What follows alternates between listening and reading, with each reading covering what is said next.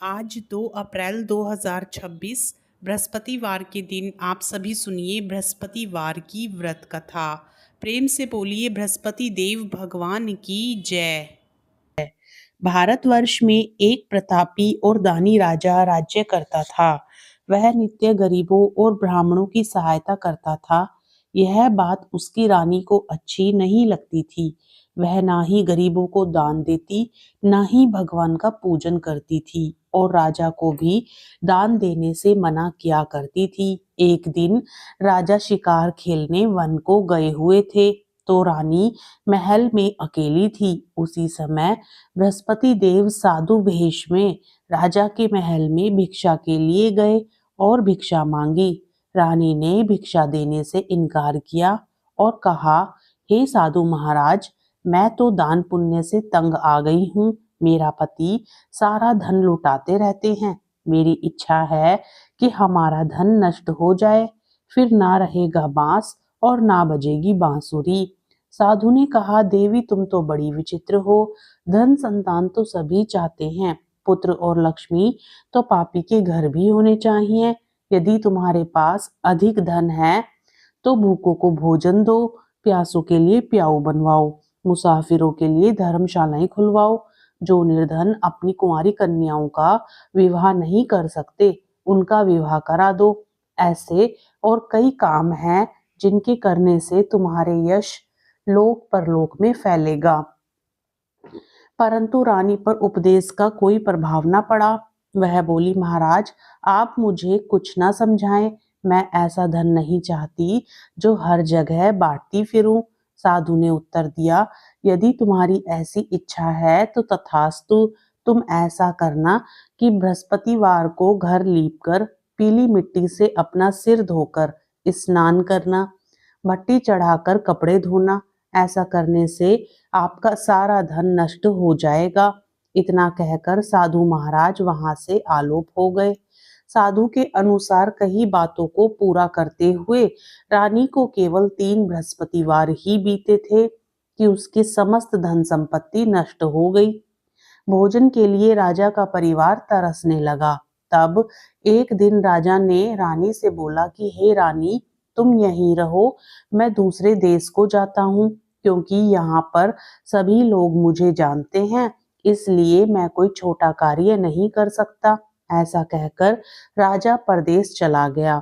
वहां वह जंगल से लकड़ी काट कर लाता और शहर में बेचता। इस तरह वह अपना जीवन व्यतीत करने लगा। इधर राजा के परदेश जाते ही रानी और दासी दुखी रहने लगी। एक बार जब रानी और दासी को 7 दिन तक बिना भोजन के रहना पड़ा, तो रानी ने अपनी दासी से कहा, हे दासी, पास ही के नगर में मेरी बहन रहती है। वह बड़ी धनवान है, तू उसके पास जा और कुछ ले आ ताकि थोड़ी बहुत गुजर बसर हो जाए।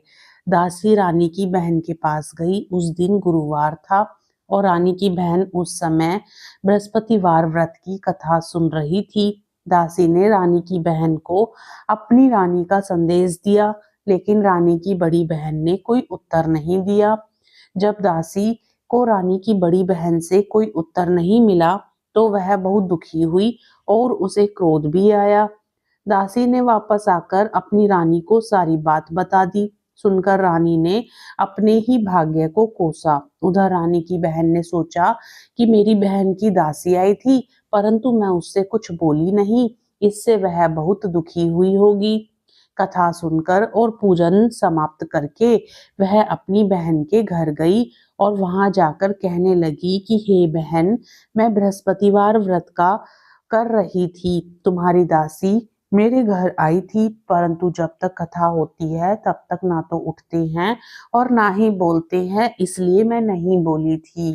कहो, तुम्हारी दासी क्यों आई थी? रानी बोली, बहन तुमसे क्या छिपाऊं, हमारे घर में खाने तक को अनाज नहीं था। ऐसा कहते कहते रानी की आंखें भर आई। उसने दासी समेत पिछले 7 दिनों से भूखे रहने तक की बात अपनी बहन को विस्तार पूर्वक सुना दी। रानी की बहन बोली, देखो बहन, भगवान बृहस्पति देव सबकी मनोकामना को पूर्ण करते हैं। देखो, शायद तुम्हारे घर में अनाज रखा हो, पहले तो रानी को विश्वास नहीं हुआ, पर बहन के आग्रह करने पर उसने अपनी दासी को अंदर भेजा तो उसे सचमुच अनाज से भरा हुआ एक घड़ा मिल गया। यह देखकर रानी को बड़ी हैरानी हुई। दासी रानी से कहने लगी कि हे रानी, जब हमको भोजन नहीं मिलता तो हम व्रत ही तो करते हैं, इसलिए क्यों ना इनसे व्रत और कथा की विधि पूछ ली जाए ताकि हम भी व्रत कर सके। तब रानी ने अपनी बहन से बृहस्पतिवार व्रत के बारे में पूछा। उसकी बहन ने बताया कि बृहस्पतिवार के व्रत में चने की दाल और मुनक्के से विष्णु भगवान का केले की जड़ में पूजन करें तथा दीपक जलाएं, व्रत कथा सुने और पीला भोजन ही करें। इससे बृहस्पति देव प्रसन्न होते हैं। व्रत और पूजन विधि बताकर रानी की बहन अपने घर को लौट गई। 7 दिन के बाद जब गुरुवार आया तो रानी और दासी ने व्रत रखा। गुड़साल में जाकर चना और गुड़ लेकर आई, फिर उससे केले की जड़ तथा विष्णु भगवान का पूजन किया। अब पीला भोजन कहाँ से आए, इस बात को लेकर दोनों बहुत दुखी थी, क्योंकि उन्होंने व्रत रखा था, इसलिए बृहस्पति देव उनसे प्रसन्न थे। इसलिए वे एक साधारण व्यक्ति का रूप धारण कर 2 थालों में सुंदर पीला भोजन दासी को दे गए। भोजन पाकर दासी प्रसन्न हुई और फिर रानी के साथ मिलकर भोजन किया। उसके बाद वे सभी गुरुवार को व्रत और पूजन करने लगी। बृहस्पति भगवान की कृपा से उनके पास फिर से धन संपत्ति आ गई, परंतु रानी फिर से पहले की तरह आलस्य करने लगी। तब दासी बोली, देखो रानी, तुम पहले भी इस प्रकार आलस्य करती थी, तुम्हें धन रखने में कष्ट होता था, इस कारण सभी धन नष्ट हो गया, और जब भगवान बृहस्पति की कृपा से धन मिला है तो तुम्हें फिर से आलस्य होता है। रानी को समझाते हुए दासी कहती है कि बड़ी मुसीबतों के बाद हमने यह धन पाया है, इसलिए हमें दान पुण्य करना चाहिए, भूखे मनुष्यों को भोजन कराना चाहिए और धन को शुभ कार्यों में खर्च करना चाहिए, जिससे तुम्हारे कुल का यश बढ़ेगा, स्वर्ग की प्राप्ति होगी और पितृ प्रसन्न होंगे। दासी की बात मानकर रानी अपना धन शुभ कार्यों में खर्च करने लगी, जिससे पूरे नगर में उसका यश फैलने लगा। एक दिन राजा दुखी होकर जंगल में पेड़ के नीचे आसन जमाकर बैठ गया। वह अपनी दशा को याद करके व्याकुल होने लगा। बृहस्पतिवार का दिन था। एकाएक उसने देखा कि निर्जन वन में एक साधु प्रकट हुए। वह साधु वेश में स्वयं बृहस्पति देवता थे। लकड़हारे के सामने आकर बोले, हे लकड़हारे, इस सुनसान जंगल में तू चिंतामग्न क्यों बैठा है? लकड़हारे ने दोनों हाथ जोड़कर प्रणाम किया और उत्तर दिया, महाराज जी, आप सब कुछ जानते हैं, मैं क्या कहूँ। यह कहकर रोने लगा और साधु को अपनी आत्म कथा सुनाई। महात्मा जी ने कहा, तुम्हारी स्त्री ने बृहस्पतिवार के दिन बृहस्पति भगवान का निरादर किया है, जिसके कारण रुष्ट होकर उन्होंने तुम्हारी यह दशा कर दी। अब तुम चिंता को दूर करके मेरे कहने पर चलो तो तुम्हारे सब कष्ट दूर हो जाएंगे और भगवान पहले से भी अधिक संपत्ति देंगे। तुम बृहस्पतिवार के दिन कथा किया करो। 2 पैसे के चने मुनक्का लाकर उसका प्रसाद बनाओ और शुद्ध जल से लोटे में शक्कर मिलाकर अमृत तैयार करो। कथा के पश्चात अपने सारे परिवार और सुनने वाले प्रेमियों में अमृत व प्रसाद बांटकर आप भी ग्रहण करो। ऐसा करने से भगवान तुम्हारी सब मनोकामनाएं पूर्ण करेंगे। साधु के ऐसे वचन सुनकर लकड़हारा बोला, हे प्रभु, मुझे लकड़ी बेचकर इतना पैसा नहीं मिलता जिससे भोजन के उपरांत कुछ बचा सकूं। मैंने रात्रि में अपनी स्त्री को व्याकुल देखा है, मेरे पास कुछ भी नहीं जिससे मैं उसकी खबर मंगा सकूं। साधु ने कहा, हे लकड़हारे, तुम किसी बात की चिंता मत करो। बृहस्पतिवार के दिन तुम रोजाना की तरह लकड़ियां लेकर शहर को जाओ। तुमको रोज से दुगना धन प्राप्त होगा, जिससे तुम भली भांति भोजन कर लोगे तथा बृहस्पति देव की पूजन की सामग्री भी आ जाएगी। इतना कहकर साधु अंतर ध्यान हो गए। धीरे धीरे समय व्यतीत होने पर फिर वही बृहस्पतिवार का दिन आया। लकड़हारा जंगल से लकड़ी काटकर किसी शहर में बेचने गया। उसे उस दिन और दिन से अधिक पैसा मिला। राजा ने चना गुड़ आदि लाकर गुरुवार का व्रत किया। उस दिन से उसके सभी कलेश दूर हुए, परंतु जब दोबारा गुरुवार का दिन आया तो बृहस्पतिवार का व्रत करना भूल गया। इस कारण बृहस्पति भगवान नाराज हो गए। उस दिन उस नगर के राजा ने विशाल यज्ञ का आयोजन किया था तथा शहर में यह घोषणा करा दी थी कि कोई भी मनुष्य अपने घर में भोजन ना बनाए और ना ही आग जलाए। समस्त जनता मेरे यहाँ भोजन करने आए। इस आज्ञा को जो नहीं मानेगा उसे फांसी की सजा दी जाएगी। इस तरह की घोषणा संपूर्ण नगर में करवा दी गई। राजा की आज्ञा अनुसार शहर के सभी लोग भोजन करने गए, लेकिन लकड़हारा कुछ देर से पहुंचा, इसलिए राजा उसको अपने साथ घर लिवा ले गए और ले जाकर भोजन करा रहे थे तो रानी की दृष्टि उस खूंटी पर पड़ी जिस पर उसका हार लटका हुआ था। वह वहां पर दिखाई नहीं दिया। रानी ने निश्चय किया कि मेरा हार इस मनुष्य ने चुरा लिया है। उसी समय सिपाहियों को बुलाकर उसको कारागार में डलवा दिया। जब लकड़हारा कारागार में पड़ गया और बहुत दुखी होकर विचार करने लगा कि न जाने कौन से पूर्व जन्म के कर्म से मुझे यह दुख प्राप्त हुआ है, और उसी साधु को याद करने लगा जो कि जंगल में मिला था।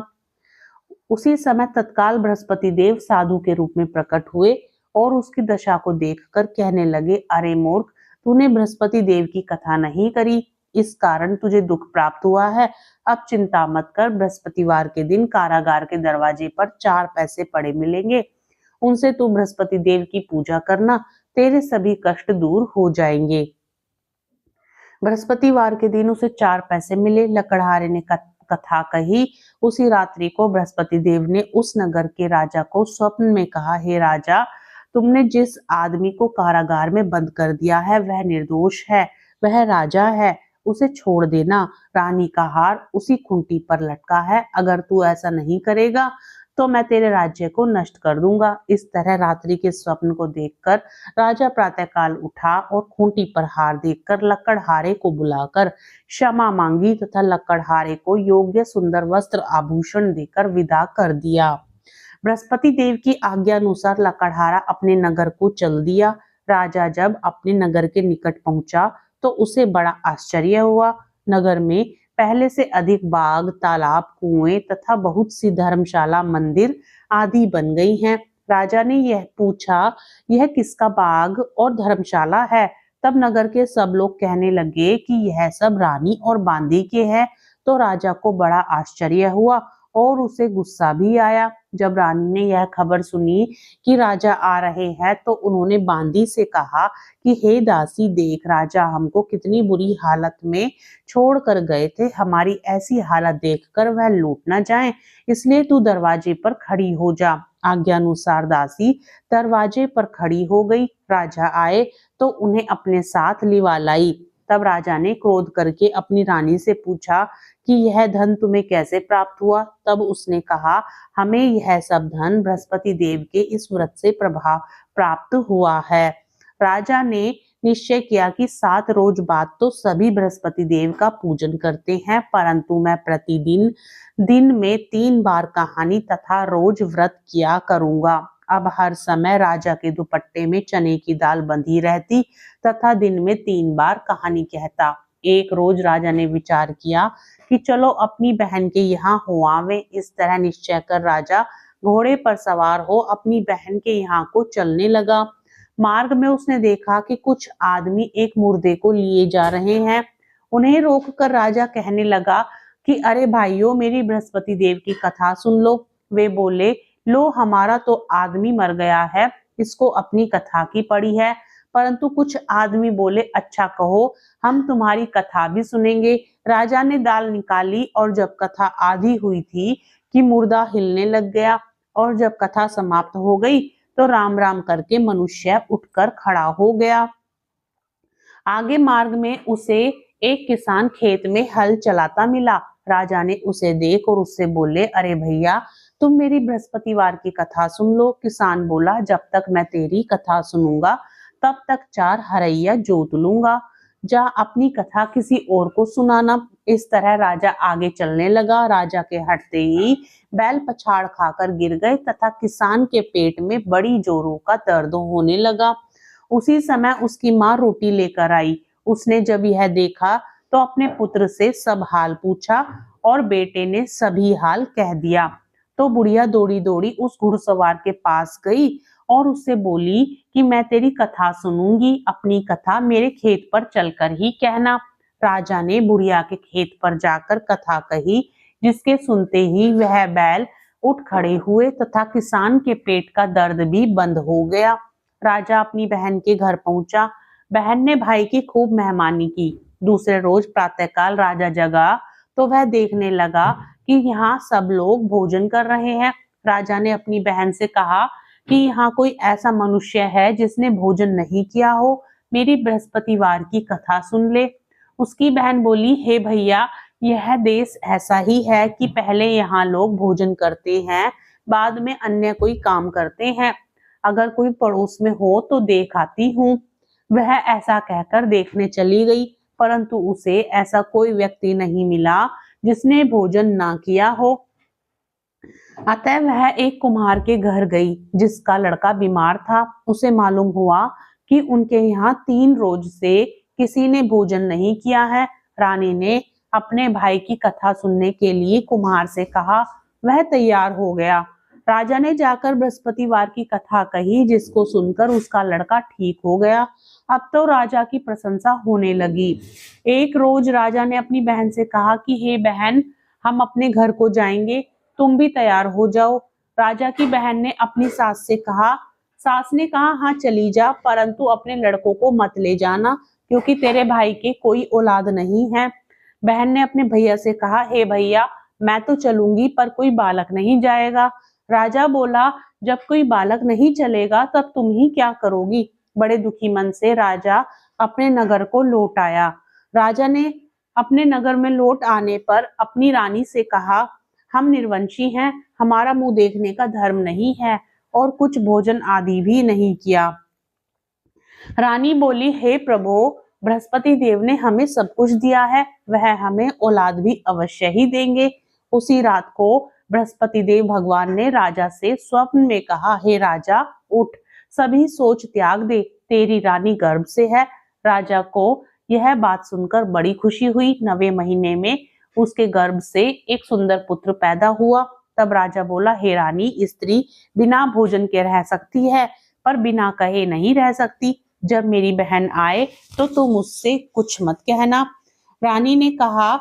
जब उसकी बहन आई कि घोड़ा चढ़कर तो नहीं आई, गधा चढ़ी आई। तब राजा की बहन बोली, भाभी, यदि मैं इस प्रकार से ना कहती तो तुम्हें औलाद कैसे मिलती। बृहस्पति भगवान ऐसे ही हैं, जिसके मन में जैसी कामनाएं हैं सभी को पूर्ण करते हैं। जो सद्भावना पूर्वक बृहस्पतिवार का व्रत करता है एवं कथा पढ़ता है अथवा सुनता है और दूसरों को सुनाता है, भगवान बृहस्पति देव उसकी सभी मनोकामना पूर्ण करते हैं। भगवान बृहस्पति देव उसकी सदैव रक्षा करते हैं। संसार में जो मनुष्य सद्भावना से भगवान जी का पूजन व्रत सच्चे हृदय से करते हैं तो उनकी सभी मनोकामनाएं पूर्ण करते हैं। जैसी सच्ची भावना से रानी और राजा ने उनकी कथा का गुणगान किया तो उनकी सभी इच्छाएं भगवान बृहस्पति देव जी ने पूर्ण की थी। इसलिए पूर्ण कथा सुनने के बाद प्रसाद लेकर जाना चाहिए। हृदय से उसका मनन करते हुए जयकारा बोलना चाहिए। प्रेम से बोलिए, भगवान बृहस्पति देव की जय, भगवान विष्णु की जय।